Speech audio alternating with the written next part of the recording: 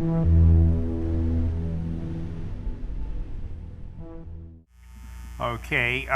today we're fortunate to have Mr. Dane Wigington on the line and on the screen behind us to talk about geoengineering, a topic which unfortunately we're all breathing whether we want to or not. How are you, Dane?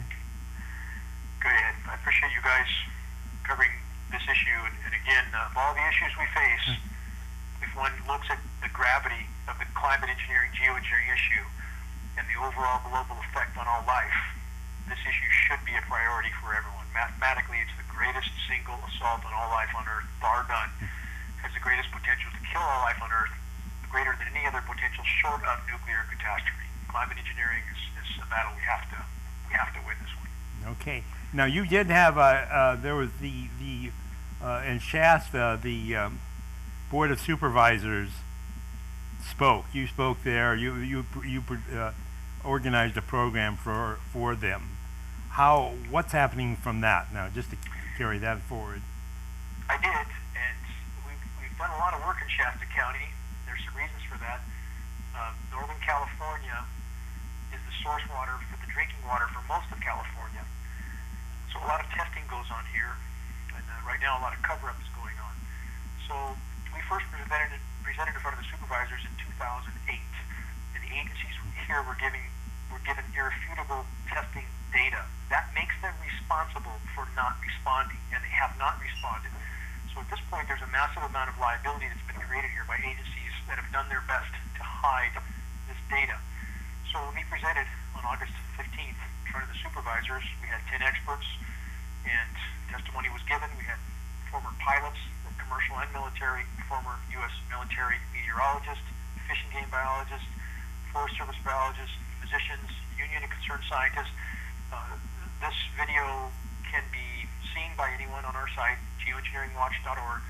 Our site, again, no advertising, we don't sell anything, no politics, only data.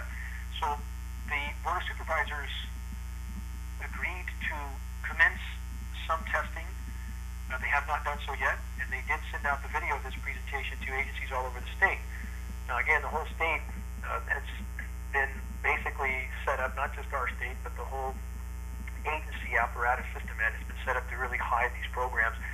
And the federal government, those at the very top, ultimately the central banks, have all the power and control over all these agencies because states are being kept afloat by printed federal money from the central bank. So again, the whole system is rigged. We were able to get on the radar with the Shasta County presentation, but make no mistake for people listening, the only way we're going to get this issue to light is to raise awareness until the entire population knows they are being systematically poisoned day in, day out. And this is a result of these programs. Whatever people think that the overall agendas of these programs is irrelevant. We know this material is coming down. We know we're breathing it. We know the effect. We see statistically that effect taking hold. So this is a all-out assault against us, against the planet's life support systems. This issue has to be exposed. Have some of the agencies or someone in the agency that has sort of spoken quietly told you why they're doing this, the mechanism? Have they said, well, you know, it's the money, we're doing this because they'll shut off our money if we don't? Has that been said by anyone? Again, nobody's going to say that directly, but what has been said directly to my face from one NOAA scientist is that, in her words, I quote often because they're very direct. She said, "We know about these programs. We're alarmed as hell. We don't know what to do. We have no First Amendment protection." So, in regard, for example, to everybody asks why? Why are they doing this? Why would they do this to themselves? Those are questions that always come up. First, again, we have to consider what those in power have done, quote, to themselves throughout the entire course of modern human history. We know we have 2,000 plus nuclear detonations. That's contaminated all life on Earth, including those in power with strontium-90 and other contaminations. We have the nuclear situation in regard to nuclear power. We have Fukushima that could end life on Earth. We know that statistically. no end in sight to that disaster, and yet we're building more nuclear plants. So people who think that there's sanity in this equation, I challenge them, stand back, take a good hard look at the equation. If you can find sanity in it, I don't know where. I really don't know where. So these programs, again, lots of reasons for them. Ultimately, it's all about power and control. It always has been, it always will be. But now, in this case, with global climate engineering, the decimation that has been caused to the planet as a whole is so cataclysmic, and those in power are so committed to these programs that they know, rest assured, that they know, if the public awareness reaches a point where, of critical mass, that the public will look for who's responsible. And I was quoted in a conversation I had with an insider with these programs from one of the government labs. I recorded this conversation. It's been posted. If people Google dialogue with the geoengineering insider, they'll find this conversation. In regard to why they will try to hide these programs as long as possible, this insider said, and I'm quoting, he said, if the public finds out, they'll seek out those responsible and hang them or shoot them in front of a firing squad. Those in power know that when the public finds out that their children's autism, their respiratory ailments, their grandparents' Alzheimer's, dementia, respiratory mortality, mathematically nothing compares to climate engineering. The contamination and the mortality it has caused exceeds all other sources of contamination globally combined, mathematically. So they will try to hide this to the last possible moment. And again, the various reasons they've done this, weather warfare, now it's weather warfare against the American population to a certain degree, but there's other factors they're trying to mitigate. For example, the methane cataclysm that's occurring in the Arctic right now. As we speak, it's occurring. In fact, headlines out today, and I'll read this to you. This is from Frontline researchers. Ominous Arctic methane spikes continue. We're at 2,600 parts per billion. This is about 4 times the highest point methane has reached in the last million years. Methane over a several-month time horizon is 1,000 times more potent than CO2. There's enough methane in the Arctic to exterminate life on Earth mathematically 100 times over. So again, what the climate engineers are doing, a lot of reasons for what they're doing, but everything they're doing is causing harm. There is no good in these programs, but there is a perceived reason with those in power. They think they can tech their way out of certain disasters for their own preservation. It's not about the common good. But just like the pharmaceutical cure for the human body, which we see is doing horrific harm. I mean, every commercial you see is take this for this ailment, and oh, by the way, it can cause mortality, death, permanent muscle seizure. And then the next commercial is an attorney's group saying if you took this or that, then you can sue if you died. It's that kind of mentality going on a global scale. If it continues, we will also pay the price. Yes, we've been interviewing a number of people on this, and we just finished interviewing a woman in Brussels who's a targeted individual and by remote torture. Is there any evidence of a break in the power structure, the lower levels of the power structure? People coming clean, people sending out a little note to somebody to say what's going on, or does it still seem to be megalithic in its structure, that they're not admitting what's happening? I believe fracturing is beginning to occur, and that's certainly in our favor. Mm-hmm. Just like mafia families who start to feud and fight when there's not enough to go around, or conditions become very difficult. Mm-hmm. I think we are absolutely seeing that, and that's a good thing. We need to see more of it, and we need to have more public awareness in this battle to put more pressure on the power structure. So, yes, I'm hearing from people, in fact, a double PhD microbiologist does testing on the Sacramento River. Has written me a number of communications now, and he's about ready to, I think, start singing on this issue. He's been suppressed. He's been beaten down every time he tries to sound the alarm by so many in the power structure or in the system. These agencies are simply people who have sold their honor.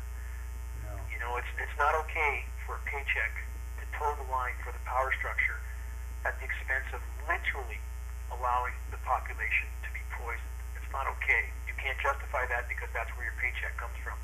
So we're seeing at a lot of levels, I think, people about willing or getting close to being willing to just sacrifice their employment, their retirement, none of which will matter on the track we're on, by the way. None of those things will matter. People in these agencies need to understand the life they perceive that they will have is not going to happen, no matter what direction we take at this point. That's done.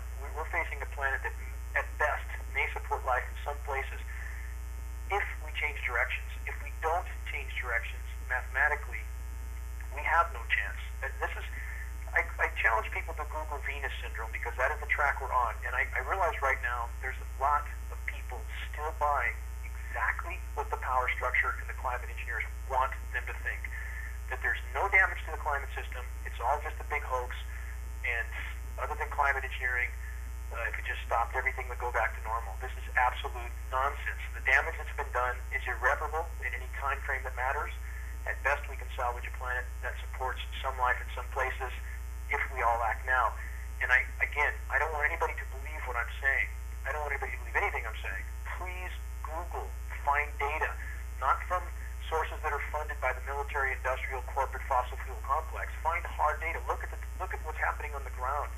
We have absolute record-shattering conditions, temperatures all over the globe. And the places that have the cold temperatures, Ed, are absolutely engineered cool downs with a low-level, shallow layer of cold on the surface, chemically nucleated snowstorms. People can Google engineered snowstorms. They'll find a mountain of data. There's nothing in the climate system that's not engineered right now. They're trying desperately to hide the fact of how much damage has already been done to the system and the immediacy and gravity of our situation. They're trying to hide it. They're trying to keep the public from panicking until they're through making preparations for the implosion that is now inevitable. What's the U.S. Air Force doing about this? I understand that we pay them to protect us, and these airplanes are up there spraying stuff. How do you integrate the Air Force into this? Certainly the DOD, the U.S. DOD is involved. And we know this. People who, again, they challenge the legitimacy of this issue because they're programmed to challenge it, or paid to challenge it, or they're simply in denial. A presidential document I found from 1966 on the NASA archives, 80 pages long, showed the DOD involved, and the Department of Energy, Department of Interior, about 10 federal agencies, about 12 major universities. It's all there. It's all historical fact. It's all listed. They had budgets in the hundreds of millions of dollars even then. It's only expanded since.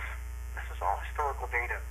Those who deny these programs are simply towing the line again for the collective sanity. So as far as the Air Force involvement, you hear some people grabbing at straws saying it's China. You know, China's trying to cut the water out to California. Really? If China was flying jets spraying things over our country and our Department of Defense didn't want that, they would shoot them out of the sky.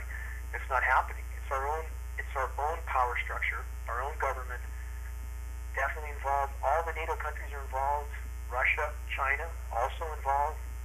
They're all covering each other's back on this issue. In fact, I found pictures of Soviet weather modification scientists touring the U.S. weather modification facilities in 1968, height of the Cold War. This collusion is absolutely going on.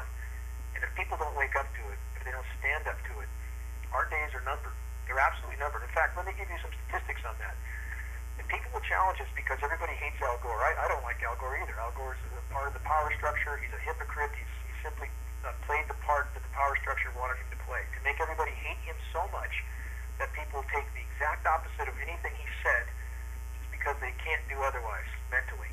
But the frontline Arctic scientists right now have said on the record, mathematically, people can Google this, again, Google Arctic methane emergency, that right now, mathematically, on the current trajectory, we're looking at a planet that will not support life by 2040.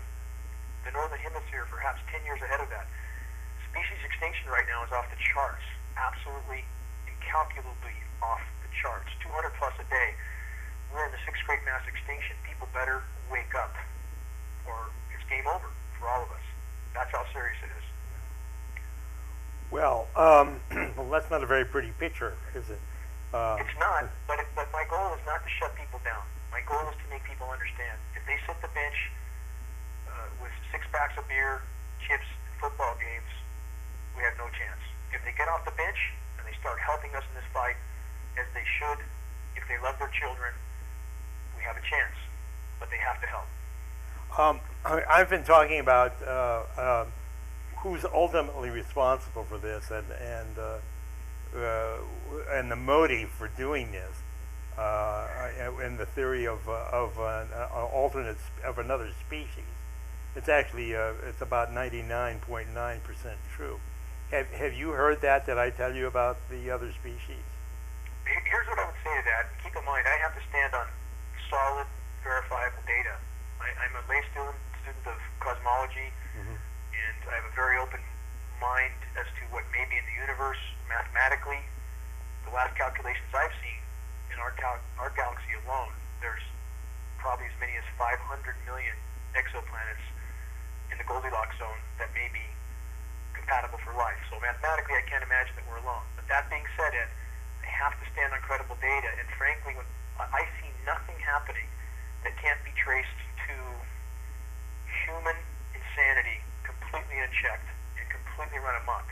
So whatever else is out there in this equation that we're dealing with, I see nothing that, again, can't be attributed to factors that we know are in place. We know the history of these programs. We know how we got here. We know that the individuals involved. We know the mental deficiencies of those types of individuals in power. And we could only end up here with a population that so far has been horribly and totally complacent, has absolutely not shown any sense of responsibility toward the whole or toward the common good. So we can only end up, again, in this dark corner that we find ourselves in right now.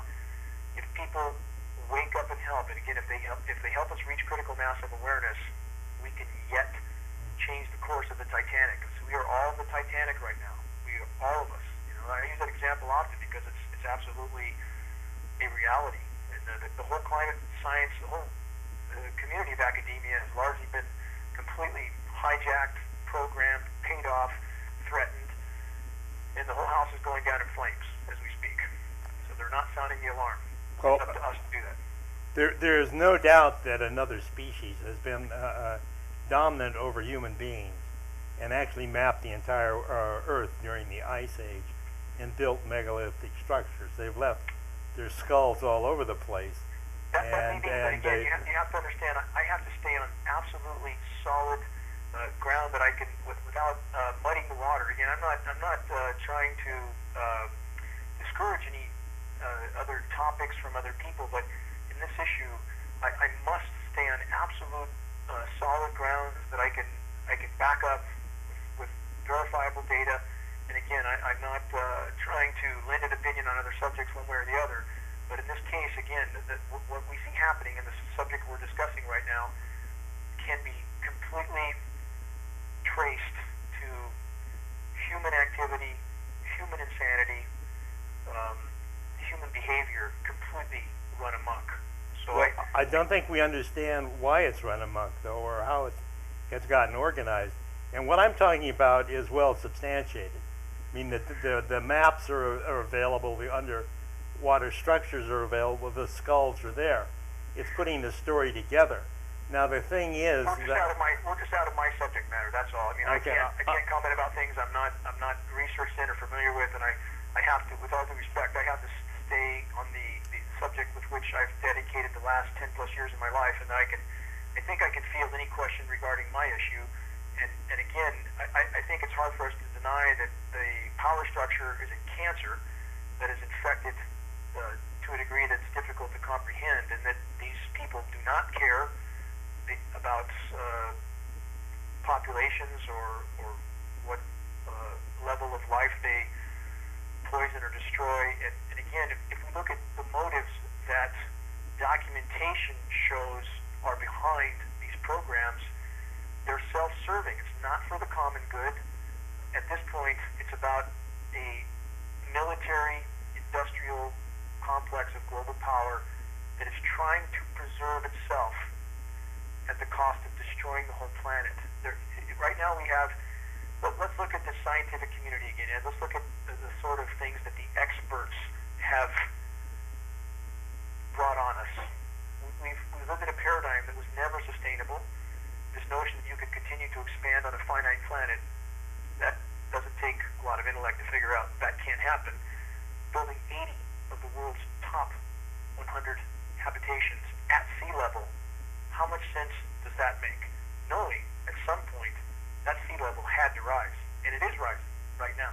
No matter what dispute some people might try to throw out at that fact, there's no disputing that fact. We have islands going underwater right now, and again, it's not about Al Gore. So what kind of expert would build this sort of modern industrialized society at sea level? What sort of experts would build nuclear plants all over the globe, knowing that each one is a global cataclysm waiting to happen? We could go on and on. I mean, the amount of experts that are pushing the human race into certain extinction is endless. So at this point, it's up to the population to wake up, come to their senses, turn the football games off, and help us to expose the crimes that are propelling the human race towards certain extinction, starting with exposing climate engineering. We have to do this now, or we will have no chance. Well, let's see. There was a very interesting program. It was by UNCED, and it was 1992, and I guess the Rio and meeting, and we had Rothschild talking, a number of people talking, and Rothschild was speaking of wilderness Earth, this marvelous goal of wilderness Earth, which he didn't even talk about saving his mansions, his villas, and that is kind of what we're aiming at, what we're going towards, isn't it? A wilderness Earth, only sort of actually a desert Earth. So there's no winners in this one. The people who are collecting billions, what good's a few billion if there's no planet to live on? Totally agree with you. Totally on the same page. And this is where we're headed. And yes, the Rockefellers, you present a good example. They have made those statements on the record. David Rockefeller said 95% of the population needs to go. And so we know this is on the minds of those in power. But what you stated is exactly correct. We are absolutely on track for what's called Venus syndrome right now.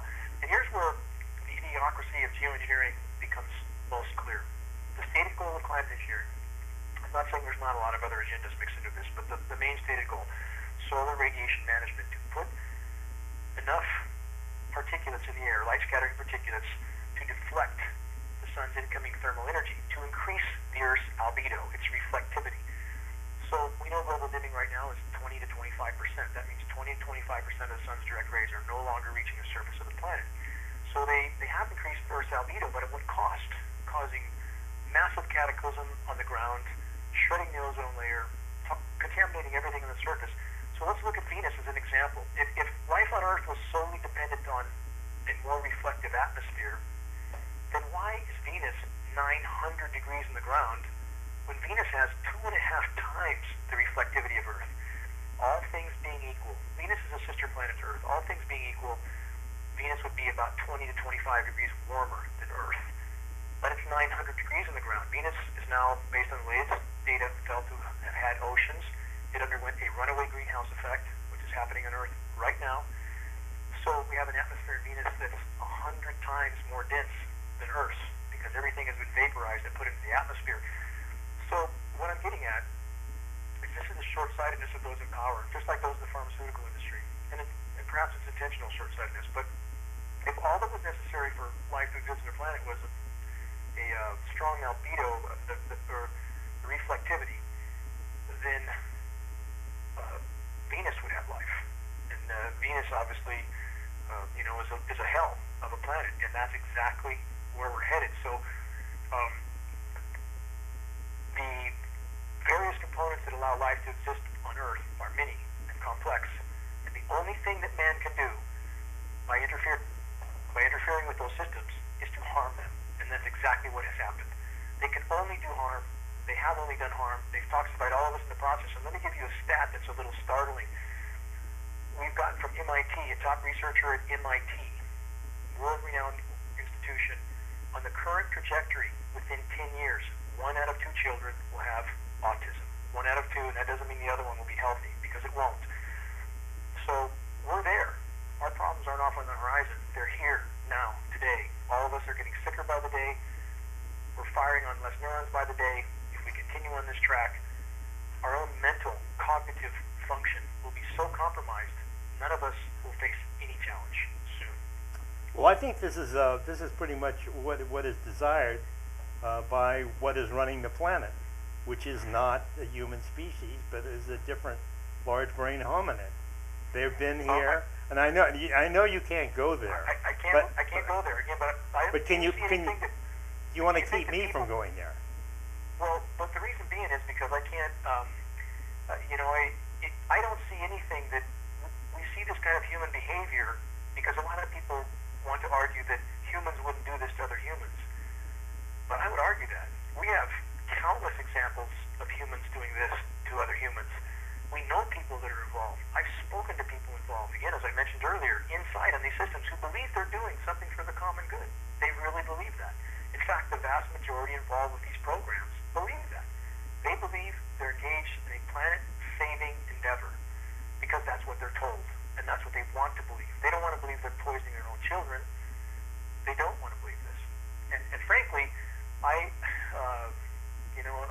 just on a very speculative note, I can only feel that any species that could cross the galaxy and get here could exterminate us anytime they felt like it. I don't know why they would go to such covert measures, but that's just my own speculation. But the bottom line this is not extraterrestrials. There probably are no extraterrestrials.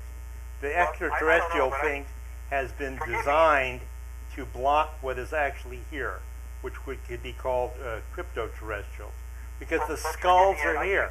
I can't go into this category because I have to remain on solid ground that were things that I know, with things that I can prove, with things that I can back up with data. And again, with everything we see happening, with all due respect to you, because I absolutely do not want to offend you in any way. I truly don't. But I have to stick to components in this equation that I can absolutely verify with fact, with study, with measurements from the ground, and with history that we know is there. We can track this climate engineering history and the damage it's done from the very beginning, and we can track the human aspect of that from the very beginning. And it all comes down to this. All the climate engineering and all the other sorts of insanity we see with the human race all comes down to power and control. And those who seek power are mentally deficient in many ways. We know this. We have psychological study to prove it. They feel no sense of compassion.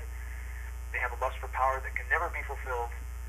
And with a complacent population, especially in the U.S., completely complacent, if you give them enough iPhones, enough football games, enough beer and chips, they don't seem to be able to muster enough courage to face the things that need to be addressed for the common good.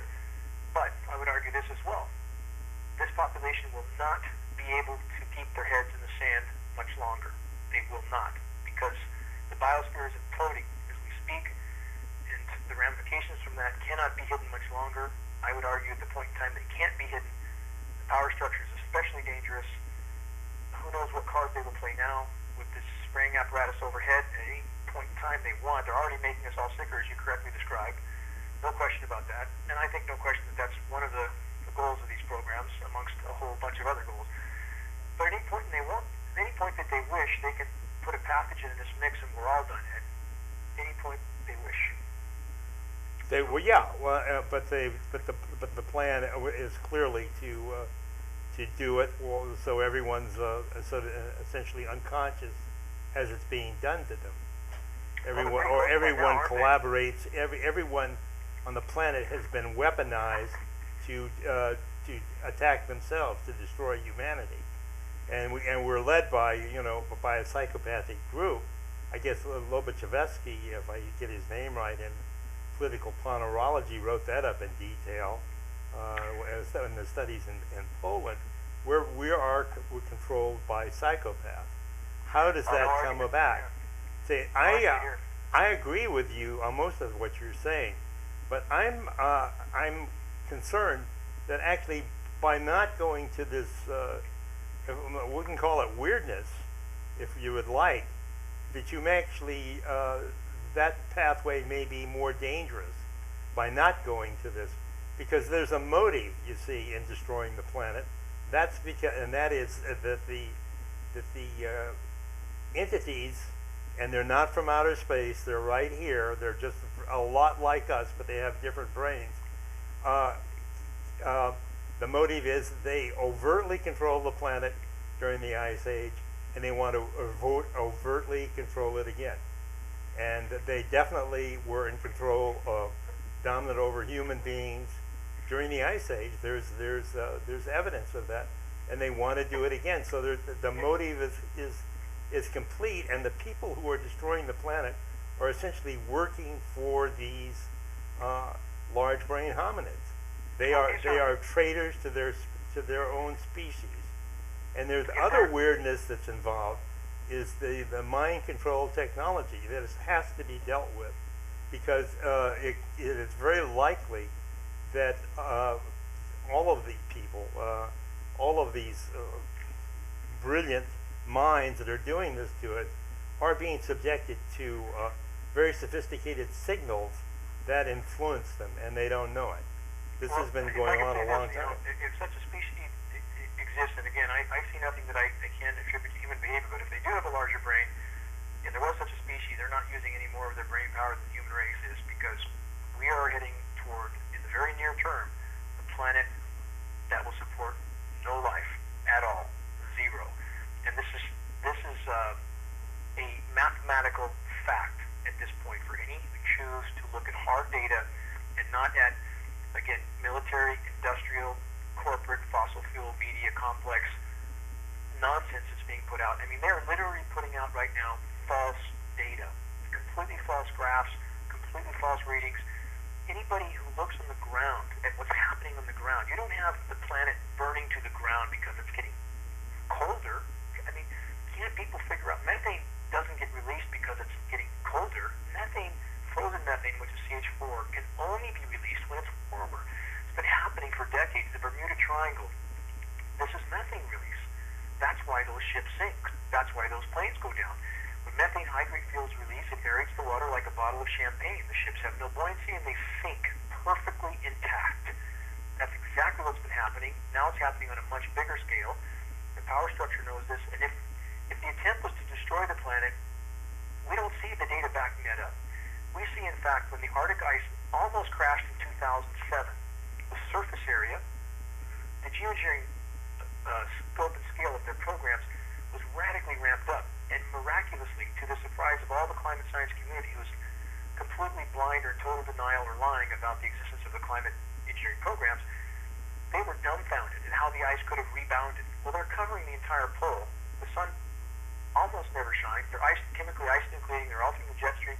They're trying to keep this little surface area of ice on the Arctic. And people who think that the Arctic ice is expanding, please do your research. They're counting ice pack now as anything more than 15% of ice on the ocean, which is 85% ocean, is considered ice pack. Nobody talks about the fact that the mass or the density of the Arctic ice has declined 75% in the last 30 years, but they have miraculously kept that little surface area of ice there statistically, in spite of a very rapidly warming ocean. How is that possible? This is what geoengineering does. They can cool regions temporarily and toxically at the cost of worsening the planetary warming. And then people talk about the Arctic ice. The Arctic ice is expanding, and it has the surface area, not the mass. And you never hear anybody talk about Arctic land ice expanding, because it isn't. 500 cubic kilometers annually is pouring off Antarctica. The land ice is melting so rapidly it's flooding the bays with fresh water, which freezes at 3 degrees warmer temperature. The wind currents have changed and they're chemically isonucleating. This is what causes some temporary increase in the surface area of the ice, but not the mass. So that's the only place where there's a statistic that is used to try to say that the planet's cooling. In the meantime, we're losing 100 million acres a year to forest fire in Siberia, Tasmania, Australia, all record warm temperatures, South America, record forest fires. Canada lost 600% more land to forest fires this year than the historical norm. 600%.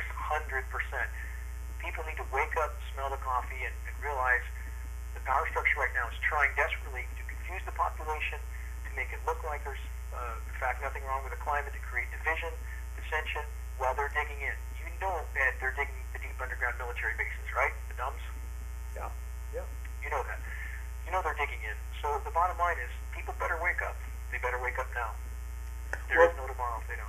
Well, I like to think of the people who are running the planet, our leaders, as the bamboozled, high IQ idiots. Do you like that term at all?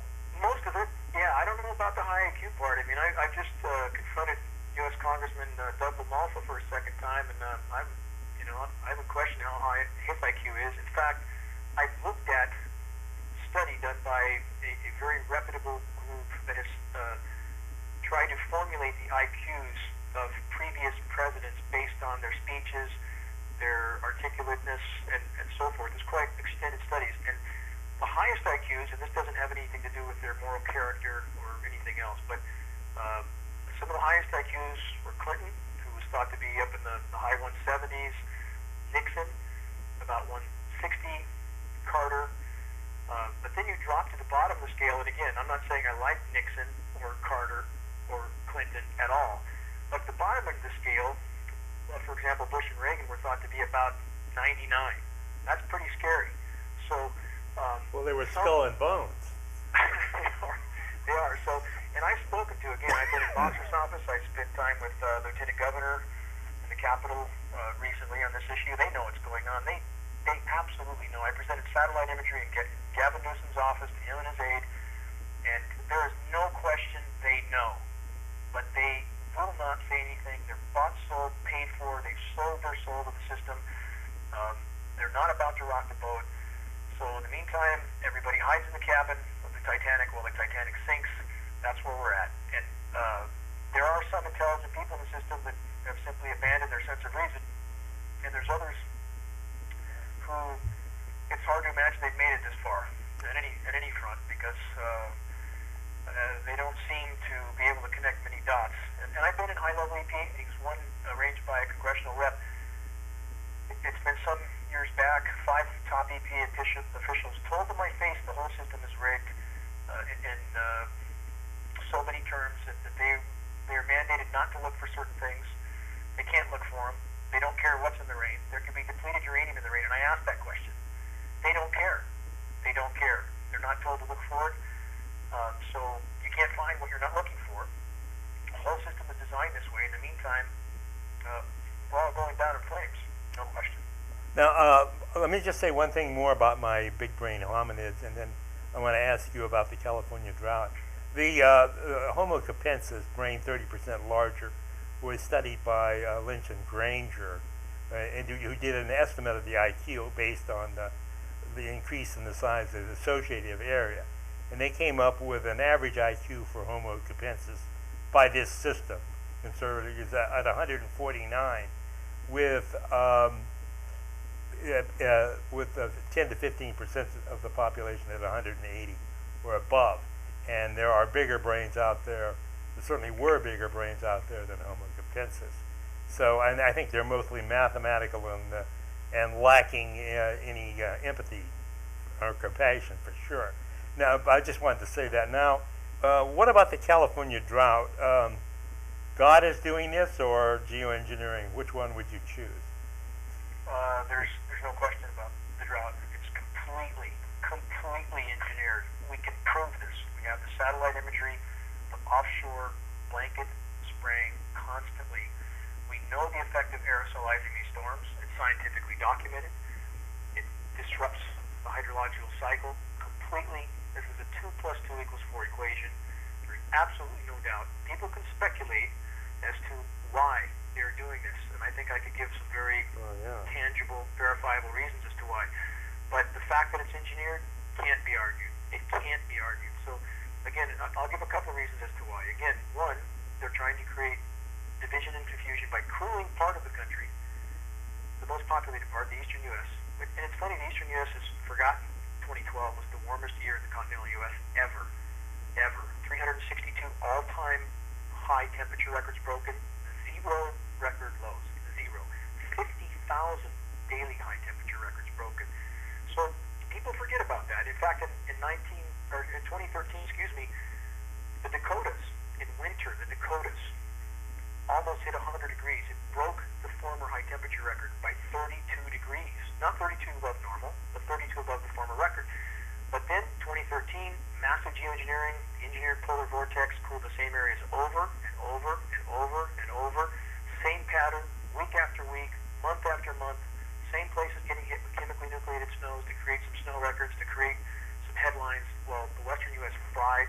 They pushed the jet stream around the, quote, ridiculously resilient ridge in the west, completely engineered with the ionosphere heaters, the HARP facilities, of which there are over 2 dozen around the globe, the large land-based facilities. So they pushed the jet stream up through Alaska. Alaska had one of the warmest winters on record. Back down as they're cooling and nucleating this air, picking up moisture from the Gulf, which they chemically nucleate. That's why we have ice storms. Ever wonder about that, Ed? Why? Now, every winter storm last year, you had a warm side of the storm and a cold side. Now, since when do winter storms have a warm side and a cold side? Since they became completely engineered. So, in the transition zone between the subtropical moisture being pumped right out of the Gulf of Mexico, and since when do winter storms take their moisture from the Gulf of Mexico, there's a big band of ice storm area. That's where the chemically nucleated material is hitting the ground before it sets up, making the transition to further into this mix where they dip the jet stream and pick up moisture and combine the two. Then you have some flakes falling, and we see snow falling at 45 degrees, 50 degrees. Did the laws of physics change? No. And we know it's in the snow because we test it. And we know that other countries like China, again, have openly announced they're creating artificially chemically nucleated snowstorms. It's on, people should Google it. Chinese scientists create artificial snowstorms. Mainstream media covered it. So we know what they're doing. There's no question. And people need to wake from their stupor. You know, as you correctly said earlier, they've been dumbed down a lot. And we're not getting smarter, any of us, breathing this stuff day in, day out. People have to wake up. Are you familiar with the concept of primary water or magma water? I'm not familiar with that subject. Yeah, well, most of the wells in California go down to alluvial wells, or aquifers. It's surface water. But it turns out that the magma produces water, probably produced all of the water. It comes up to volcanoes, springs and such, and you can drill and get this water. And that this would actually, obviously, what you're talking about is beyond this, but this would mitigate the drought in California by drilling these wells, and they're not that deep, 500 feet, something like that. You just have to know where to drill.